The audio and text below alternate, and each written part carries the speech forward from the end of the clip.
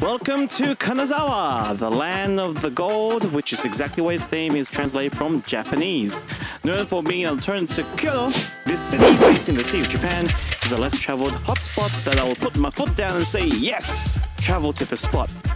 With its own castle ruins, markets, museums, and Geisha district, you'll be missing out on seeing some of the great potential sites should you not visit this place. So, what are we waiting for?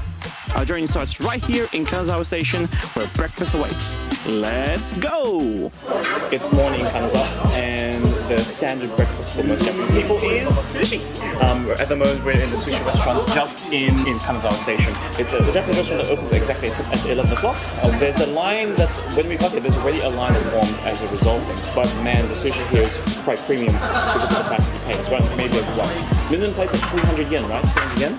For sushi, this is the place to go to. The thing to note about coming to cities that line the Sea of Japan is that you can't come in here and expect to use your Suica card. In fact, that was one of the things that we noticed when we came to the Kanazawa, is that you board buses, you try to use the Suica card, and the draft slider tells you pretty much you can't use it. So what I recommend you to do when you come to Kanazawa is instead purchase a one-day bus ticket.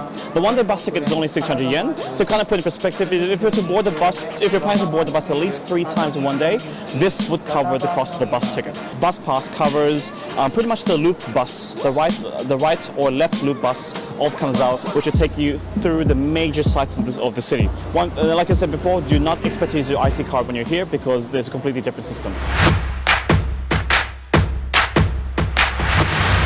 We're walking through the side of the castle. So the one thing that I noticed quite particular is that there are many statues of women and perhaps maybe philosophers and people of historical significance. There was one particular statue that Caddy mentioned that looked like it was like the evolution of Japanese society from the ancient period right to the modern day. The Kanazawa Castle Park can be accessible from all sides, but the most famous side to enter from is the Otemachi Gate side, which is an easily accessible area from Kenrokuen, and we're heading to the place right now.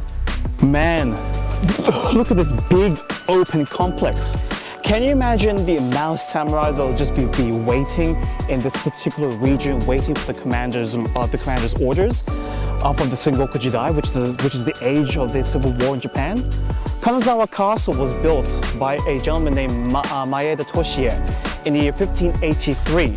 And the reason why he's quite famous is because he was one of the first Christian warlords. This is just a replica. It was burnt down a couple of times, but this particular castle was rebuilt in the year 1853 after a couple of fires and obviously during the wars and famines thereafter. The castle walls indeed are quite exquisite in design, and they kind of remind me of Nijo Castle in Kyoto. Now, one interesting fact about this castle, or rather the owner of the castle, is that he actually never really lived in this castle. At the time that he died, he worked so much at Kyoto and Osaka with Hideyoshi Toyotomi that, in fact, one of his vassals occupied this castle for the majority of the period.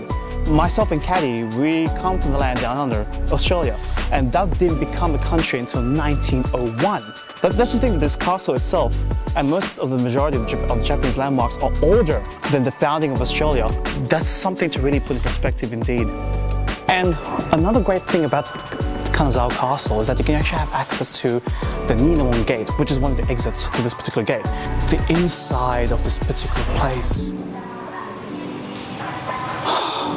And I have an absolute interest into learning all things historical, because I believe that we learn many lessons if we look and reflect upon the past, but there are certain aspects that you can't really put into words, especially the feelings of this place, but just knowing the fact that you're walking through years and years of history. So, ladies and gentlemen, what you're looking at the moment is the replica to Kanazawa Castle.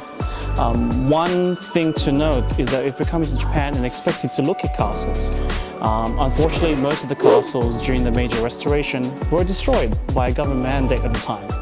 The reason being is because during the major restoration, a lot of the power was being shifted from the feudal warlords and into the centralized democratic government that we know as of today. And as part of a tactic to quell any rebellious thoughts from the warlords, they decide to destroy their mantle of power, and in this case, their castles. And that's the reason why that most of the castles in Japan are actually destroyed. So keep that in mind if you're to come to Japan and you're expecting to see castles, because most likely not, they are just pure replicas. Kanazawa is known as the land of gold, and obviously we're going to buy golden ice cream, golden foil ice cream, which is approximately 1,000 yen. This right here is what we came for in front of the Kenrokuen, which is the gold leaf ice cream available at the Kenrokuen Sweets Bar. But how does it taste though?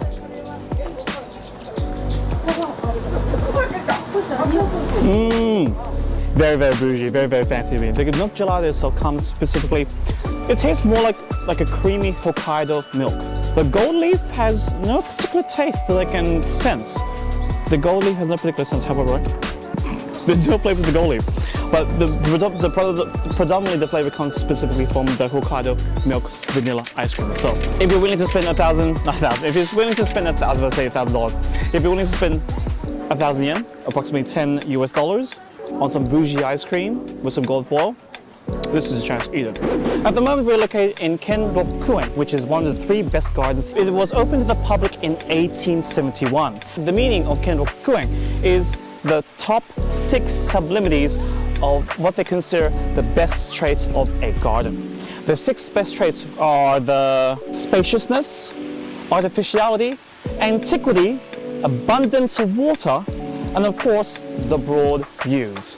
And this garden definitely fulfills all 6 criteria. The ponds and the rivers that are fed into the garden are fed by a river that's located at the other side of the Kanazawa in the year 1632. That was when this channel was actually built. It feeds into the 2 lakes of this garden, the Kasumi Gaike and Hisaku Goike. And for those who've been to Fushimi-Inari in Kyoto, as well as Hiei Shrine or the National Shrine in Tokyo, of course, there's going to be something very, very similar in Kanazawa, having all these torii gates. I think it's an amazing sight indeed to be able to walk through something like this. Wow, what a wonderful sight. I finally arrived. I've been wanting to come here for quite a while.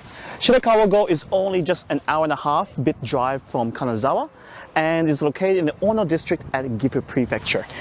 Together with the village of Gokayama, it forms the Gosshou Zukkuri, which is the thatched roofs houses right in the center. And because it's a very unique design from that's architecturally unique to Japan, it is a World UNESCO Heritage Site as well. Yeah, we'll be trying out some local food around here, so come and join us. The term Gosshou Zukkuri means constructed in the hand's prayer.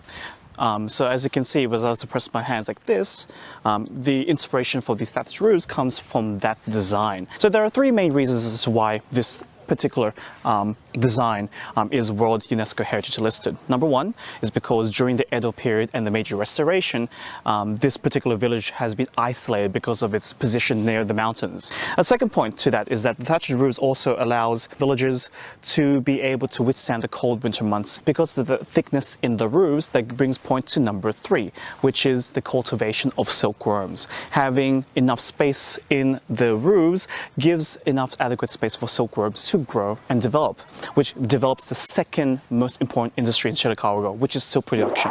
One thing that's quite special about Shirakawago is something called Hida beef, which is specific to this region. And we finally found it. This is the restaurant that we're looking for. Right in my hand is the mochi rice bowl, the gohide mochi. It's pretty much a mochi rice bowl covered in miso paste and encrusted with walnuts. How's it taste though? That's the main thing.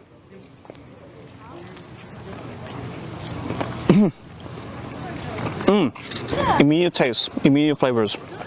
The sweetness from the miso itself. When people think miso, they think of the miso soup. And the saltiness comes from the miso soup, but this is actually sweet miso. And then with the flavors complemented with the walnuts itself. If there's something equivalent that the taste is familiar with, it's like almost like a caramel have the ice cream. Perfect. And I've also ordered the croquette, the beef croquette. Heated beef croquette, specific to Shirakawago. A croquette is pretty much like a beef patty encrusted with potato, as well as with the insides being heated beef itself. It's pretty much a meal in its own, having the potato, the richness and the starchiness for the potato, as well as the beef itself. We're currently on the shuttle bus as we speak. It does come at the cost of 200 yen. The 200 yen will cover you for one way, so obviously a return trip will be 400 yen. If you do choose to walk from Shirakawago to the optical observatory, it may take an extra 20-30 minute walk. So if you're kind of strapped for time, I definitely recommend using the bus to actually get to the observatory. We can take some pictures. Welcome, ladies and gentlemen. You are now at Omicho fish market, which is around like a 15-20 minute walk away from the Kanazawa station itself. It is known to be Kanazawa's largest fish market. It sells pretty much fresh local produce and fresh local seafood from the Sea of Japan. I've been around to most places in Japan, from Hokkaido, from north of Hokkaido to down south in Kyushu, and including the famous Tokyo fish markets in Tsukiji. Everyone seems to be claiming that they have the best seafood, so I'm a little bit skeptical about that. The great thing about this place is it's got the absence of the fish smell, which is perfect, because if you're kind of worried about the fish smell, this place doesn't have it, so that's a great thing, I guess. According to most websites, it is busier in the morning period. If you're looking for like a bit of a less busier stroll, come in the afternoon. Okay, yeah. So at the moment we're in this we're in the area called Higashi Chaya. It's a very, very traditional place.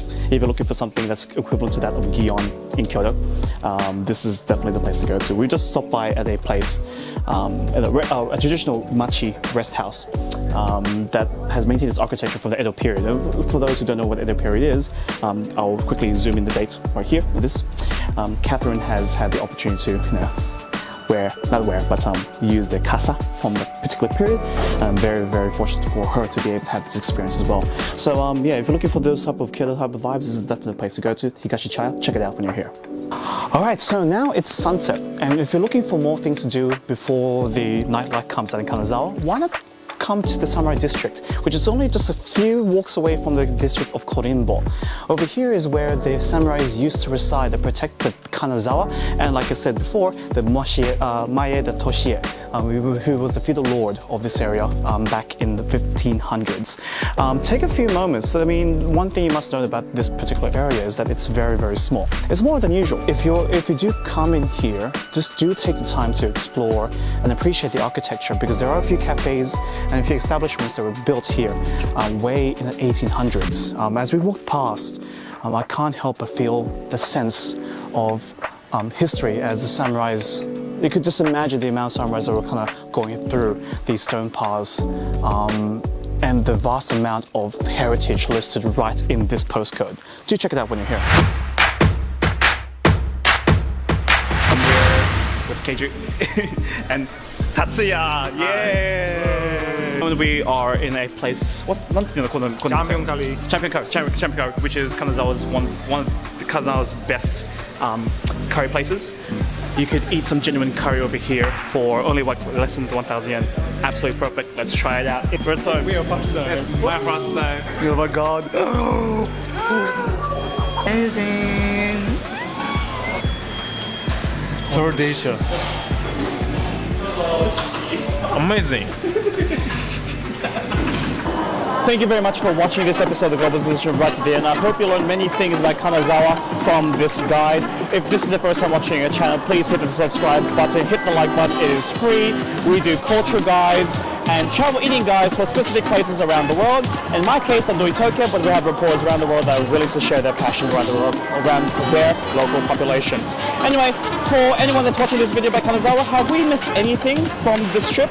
If so, please feel free to comment below and share with the fellow readers exactly what you've done that we missed out on for this trip. Anyway, thank you very much to Kari, to Keiju, as well as Tatsuya for helping us develop this particular episode.